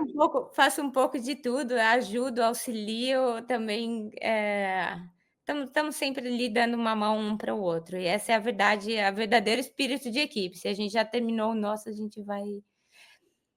E essa pessoa também pode ser eu, porque nós nos revezamos em relação a hotéis, quando são grandes voltas, não está sempre a mesma pessoa indo fazer o hotel. A gente reveza ou de 2 em 2 dias, ou de 3 em 3. E o hotel também é carregar mala, colocar as malas no quarto, tem atleta que tem o seu colchão especial, a gente tem que fazer a cama, tem que falar com o hotel, suprir todas as necessidades da equipe no hotel. E isso é um trabalho também de comunicação. Comunica-se muito com o hotel, conversa com eles, olha, estou chegando aí a tal hora, essa é a room list que a gente...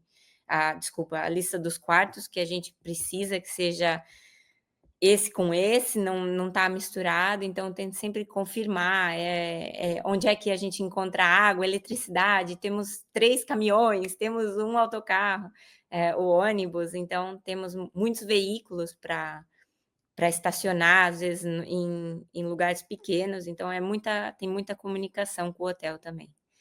Então, praticamente, E o voltando massagista faz tudo. Então, mas antes disso, né? Antes de você chegar nesse ponto, você foi atleta, você teve do outro lado, você teve recebendo todo esse cuidado e acabou aposentando relativamente não, muito cedo, né? Você estava me contando antes da nossa entrevista que com 21 para 22 anos você já resolveu sair de cima da bike para esse papel no backstage das equipes, né? Quando você era atleta, o que te chamou a atenção? Por que você teve essa vontade de fazer essa transição de carreira e tá hoje nesse suporte das atletas numa visão que infelizmente, né, tem menos visibilidade, mas com certeza é fundamental para o trabalho de todas elas. O que me chamou a atenção, na verdade, foi a minha performance na altura. Naquele tempo eu não estava, assim, eu não conseguia atingir os meus objetivos em cima da bike, mas eu sempre soube que eu amo ciclismo e que era a essência da minha vida e que eu queria continuar de qualquer forma. E sempre tive, mesmo não estando no meu melhor, um espírito de equipe muito grande. Sempre gostei de motivar as minhas colegas de equipe, de fazer coisas junto. E isso vem desde pequena, desde época de escola. Eu era aquela que juntava a galera, que vamos na casa de tal, e queria sempre juntar o pessoal. E, e eu acho assim, é mesmo uma característica minha, de gostar de trabalhar em equipe. E acho que a minha parte individual, egocêntrica, vamos dizer, de atleta, porque a gente é um pouco, né? Eu não estou andando. Eu não ligava muito para mim mesma, eu queria ajudar as minhas colegas. Às vezes eu ficava chateada por não conseguir dar o meu melhor para levar a minha companheira de equipe até a subida, fazer o meu trabalho dentro da equipe. E aí eu, pronto, decidi que eu queria trabalhar de qualquer jeito na equipe e eu tinha jeito para ajudar, para me doar para os outros.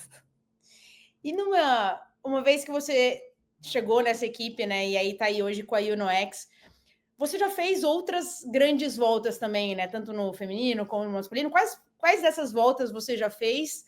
E como você compara a Vuelta à Espanha feminina com essas outras voltas, especialmente as femininas, né? Porque a gente sabe que tem um mundo de diferença entre o feminino e o masculino ainda no ciclismo, né? Bom, assim, a grande diferença entre as voltas no feminino, acho que é o público quem faz mais. Eu adorei estar participando da Vuelta, foi o primeiro ano da UnoX Mobility na Vuelta, e nós ficamos surpresos na parte logística com os hotéis que nós tivemos ótimos hotéis, não enfrentamos dificuldades com água. O que eu digo, as dificuldades para qualquer trabalhador no ciclismo é água e eletricidade, e não tivemos essa dificuldade, que isso é tudo. Parece que não é nada, mas sem isso a gente não consegue trabalhar. E não tivemos nenhuma dificuldade nisso. E a qualidade dos hotéis mesmo foi ótima. Mas a diferença entre elas, entre Itália e França e a Espanha, eu acho que não há muita. Varia conforme a comunicação.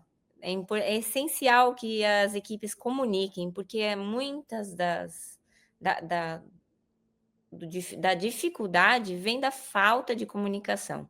Porque acontece muito deles nunca terem recebido uma equipe de ciclismo, um hotel, por exemplo, e se tiver uma comunicação entre a parte logística da equipe, isso não sou eu quem faço, nós temos uma secretária, que é a Caroline Nigoin, e ela é quem comunica. Quando há essa comunicação, é muito difícil que a gente não receba aquilo que a gente precisa. E acho que a diferença é, a Itália também é o meu país de coração, eu amo fazer as corridas na Itália, não tem jeito. A comida é muito boa. E a França já peca um pouquinho na parte nutricional, para quem gosta da comida italiana, mas no sentido de estrutura, não vejo muitas diferenças entre Entre as 3 voltas. as 3, não.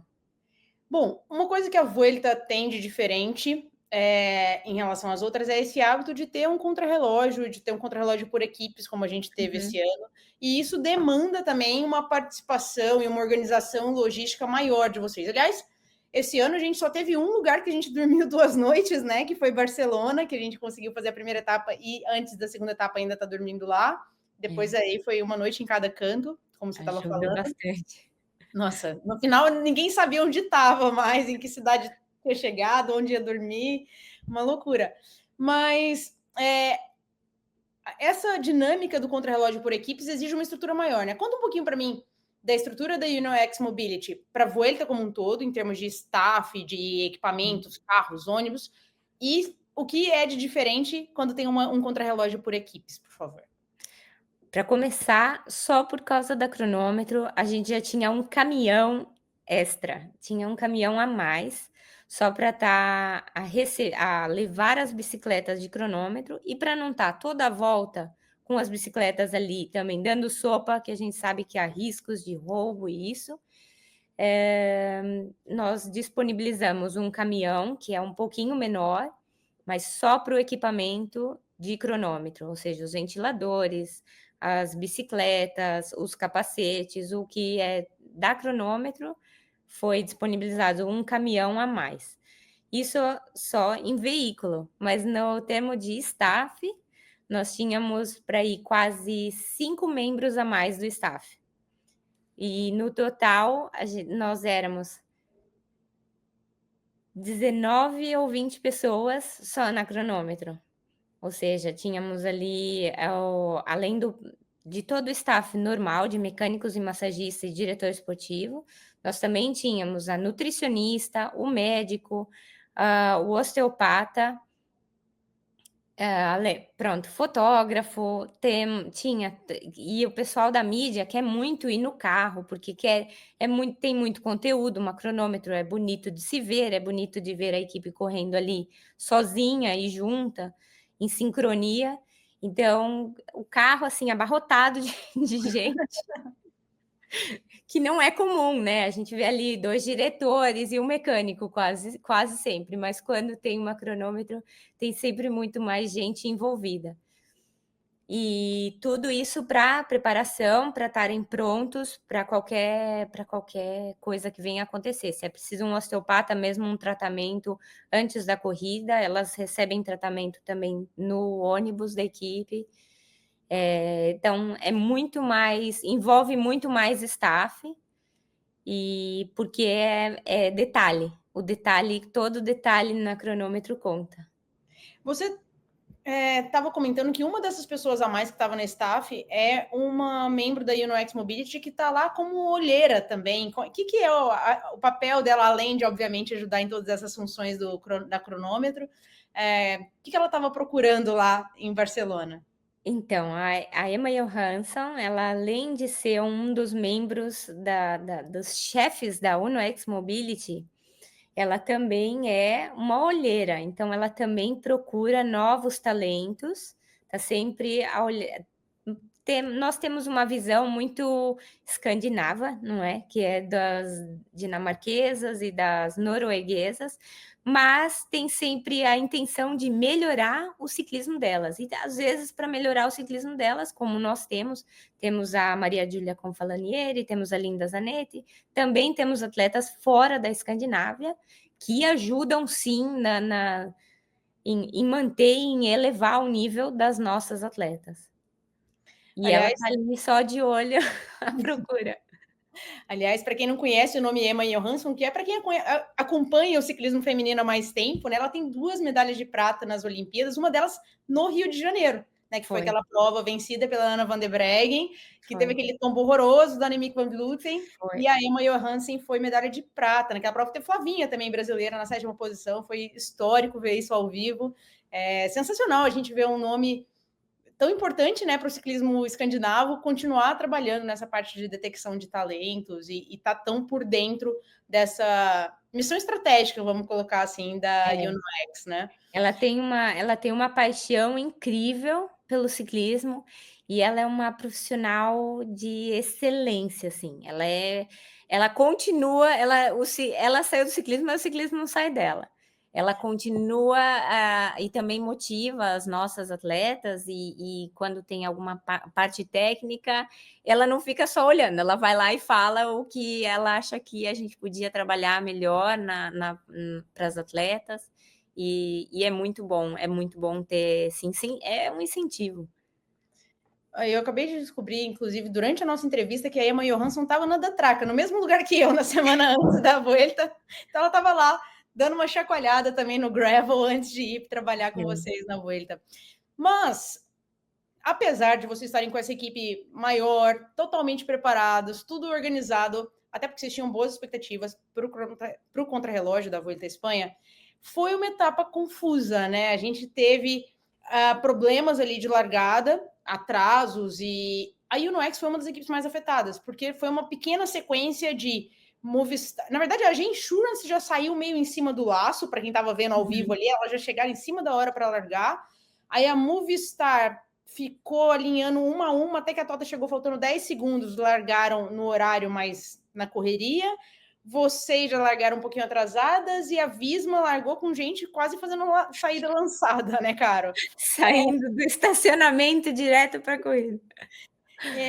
Como é que foi essa confusão? Conta um pouquinho para a gente dos bastidores disso, até porque para vocês deve ter sido um momento de muita atenção ali. E não só antes da prova, porque depois da prova o impacto disso também é uma coisa para ser resolvida internamente, né? É assim, pronto, na altura eu estava até no ônibus, estava à espera quando elas saíram para largar e vi que elas saíram com muito tempo. E achei, pronto, vai correr tudo bem. A minha perspectiva foi, vai correr tudo bem, elas aqueceram tão ótimas, fizeram reconhecimento do percurso, vai correr bem. E a nossa expectativa era de chegar ali entre o top 7 e 8.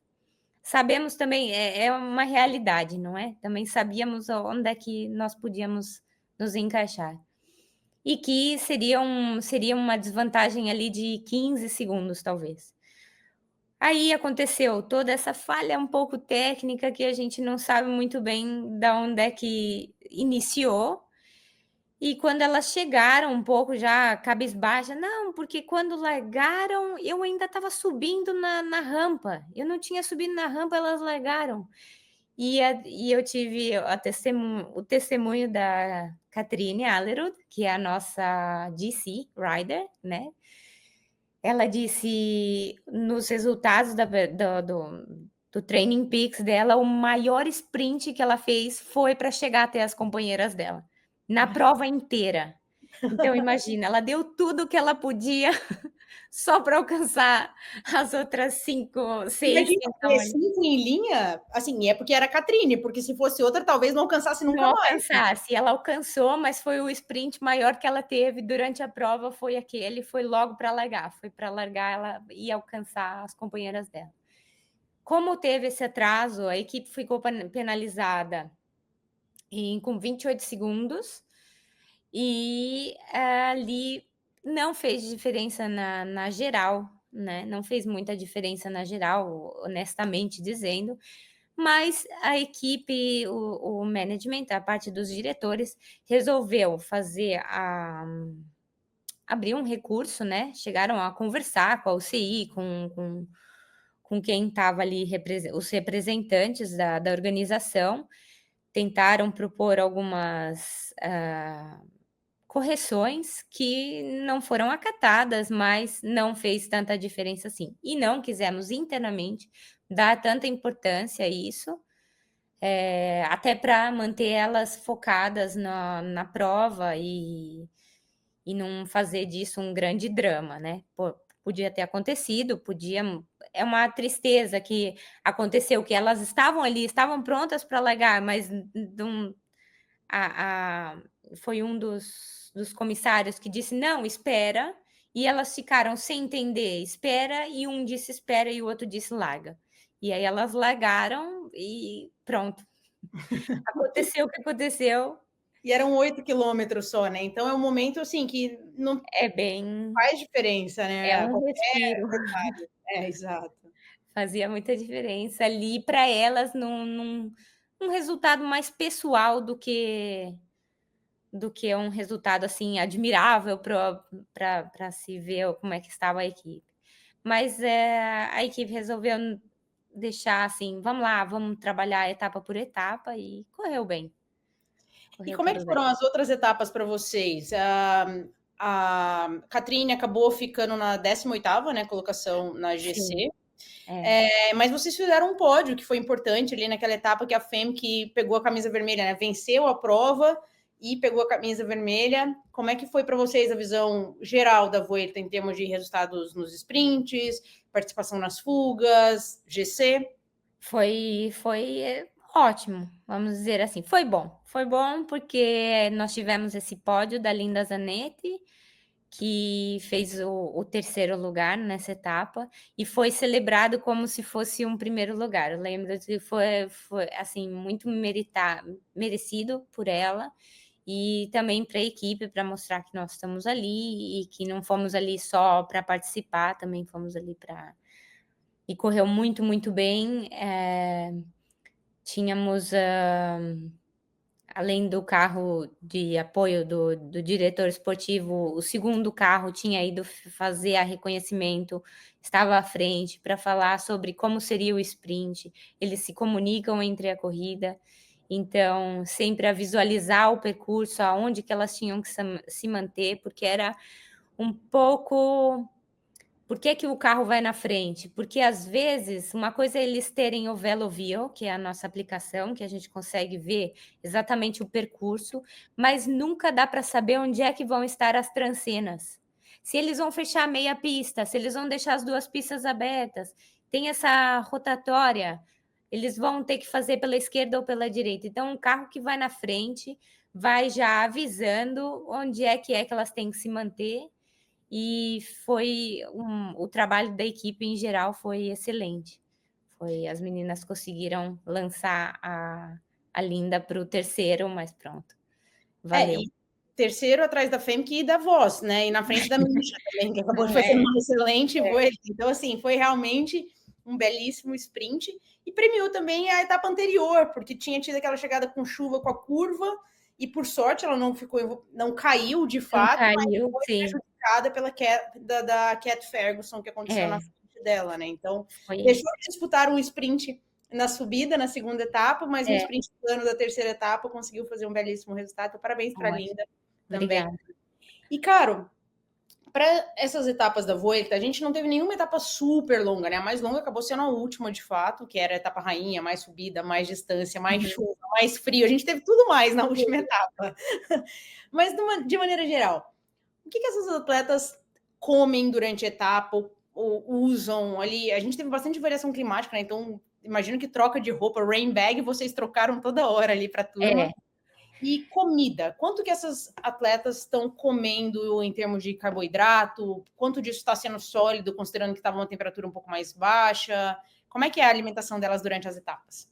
é assim, tudo é em base ao peso. Então, depende muito do peso delas. E também existe, pronto, eu sei que elas também fazem, se é uma etapa muito mais subida, elas fazem com menos fibra.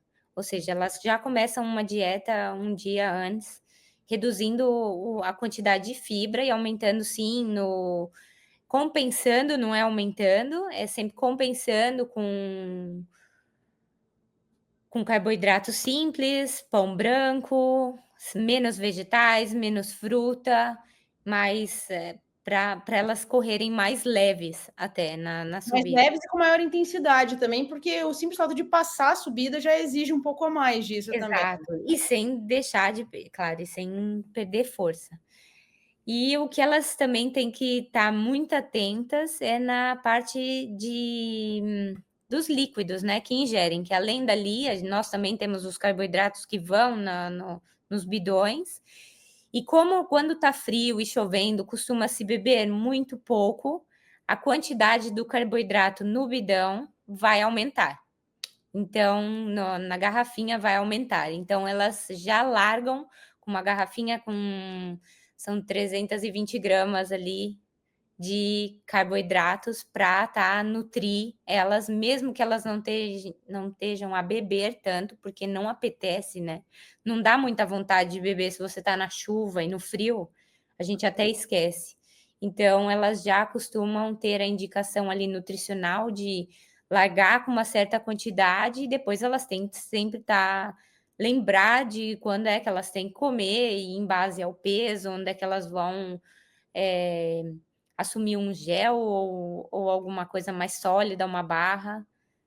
E aí elas já vão com essa colinha na bicicleta, normalmente. Elas vão com a colinha ali no cockpit, vão mesmo com tudo o que é que elas têm que fazer, onde é que vamos estar nós, e tem ali uma estratégia também que na metade da corrida, praticamente, nós temos vários pontos de abastecimento. Acho que na volta, todas as etapas tivemos 2 pontos de abastecimento, e o primeiro ponto de abastecimento, nós estávamos a dar uma variação, ao invés de tomarem água, elas tinham 2 opções de carboidratos para tomar, não água. Uhum. Então, aquelas que gostam muito de água sofriam um pouquinho, mas chegavam no segundo, conseguiam ter a água. Porque o mais importante ali Garantir que tem. é garantir que não vai faltar energia para o final. Exato. Bom, e aí depois que elas chegam, terminou a etapa, e aí a gente sabe que quem está envolvido com pódio acaba perdendo um tempinho aí bastante precioso também da recuperação. Mas como é que é para vocês, especialmente do teu lado do sonheiro? Assim, tá terminando a etapa, vocês já estão indo ou pro hotel ou para o ônibus? O que são os próximos passos para já preparar para a etapa do dia seguinte?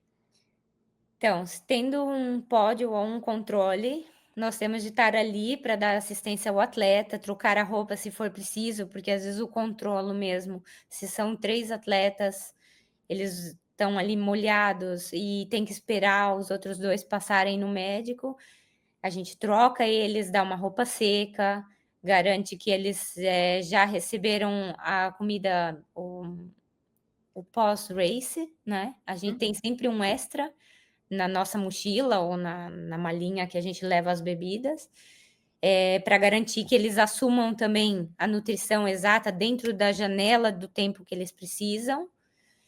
E depois dali, uma vez que eles já está feito, voltamos ao carro e vale dizer que toca a dirigir para o hotel. Chegando no hotel, dependendo do tempo, como agora na Vuelta nós tivemos aí muitas etapas que terminavam tarde e as 2 últimas, assim, a transição Muito cedo, né? da quinta para sexta etapa teve essa transição de mudança de horário, porque nós estávamos habituados ao ritmo de ter um pouco de tempo de manhã para estar ali, às vezes, até passar um aspirador no carro, terminar, colocar o gelo nas geleiras e tudo. E aí, quando chegou da quinta para sexta, a gente acordou 5 horas da manhã e tinha ido dormir quase meia-noite. Então, dorme 4 horas e meia, 5 horas ali e, e toca fazer do jeito que deu. Não é o mais importante é que o trabalho tenha sido feito e não falhar com nada, mesmo que a gente durma tarde ou acorde muito cedo, estar sempre organizado. O importante é isso. Bom, até você tocou num ponto importante, que entre as várias funções que tem, né? Vocês chegam, tem as massagens dos atletas, Sim. tem o jantar para dar para eles. O que mais que vocês têm que organizar ainda à noite?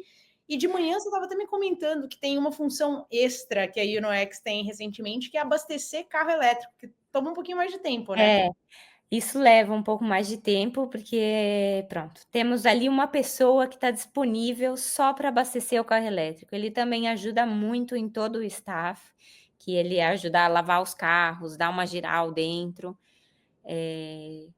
Novamente, vou dizer uma coisa que é muito importante. O World Tour, ele é detalhes, né? Então, a gente...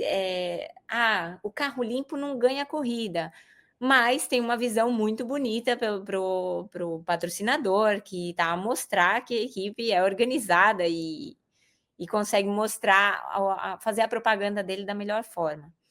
E ali a gente teve uma pessoa que ficou disponibilizada só para carregar o carro elétrico. Então, ele, depois da etapa, ele era encarregado de levar o carro para carregar, porque às vezes os transferimentos eram longos, até da chegada até o hotel, 1h30.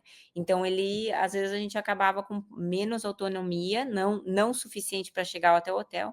Então, ele levava o carro a carregar, esperava aqueles 30 minutos e chegava no hotel um pouquinho mais tarde. E depois, na parte da manhã, ele sai antes de todo mundo. Se a saída do hotel está marcada para as 9 horas, ele saiu umas 8h30, ia até a largada da corrida, encontrava ali uma estação de carregamento, carregava o carro e assim chegávamos quase todos juntos na largada para estar ali em equipe e o carro 100% para a corrida. Vocês tiveram um carro que teve um acidente, não teve? Eu acho que eu Tivemos vi um logo carro. na segunda etapa. É. Tivemos logo na segunda etapa. É o segundo carro, o que vai à frente da corrida. Teve um acidente com uma polícia. Uma moto da polícia que também estava na corrida. Aparentemente, a moto queria sair para a direita, mas o nosso carro, numa rotatória, o nosso carro ia reto com o diretor e eles encontraram-se ali. Ninguém se machucou. Só o carro um pouquinho, infelizmente chovia um pouco dentro nas últimas etapas, mas a gente temos os melhores mecânicos, eles forçaram aquilo, quase ficou como novo. Eles ajeitaram aquilo de forma a não ter nenhum problema. Muito bom. Caro, e quais os próximos desafios aí com a UNOX Mobility? Quais as suas próximas escalações? Agora eu vou para o Tour da Noruega, Tour of Norway, depois vou estar no Giro e no Tour de France. Vou estar nas grandíssimas. Sensacional esse calendário. Eu espero te encontrar em alguma dessas aí em breve. E espero encontrar a Emma também lá no Mundial de Gravel no segundo Boa. semestre. Mas olha, muito obrigada pelo papo com a gente. Obrigada Tá a vocês. sendo demais a gente pegar essas 3 visões tão diferentes de como acontecem as coisas durante uma grande volta. E a gente se encontra por aí. Obrigada, Ana.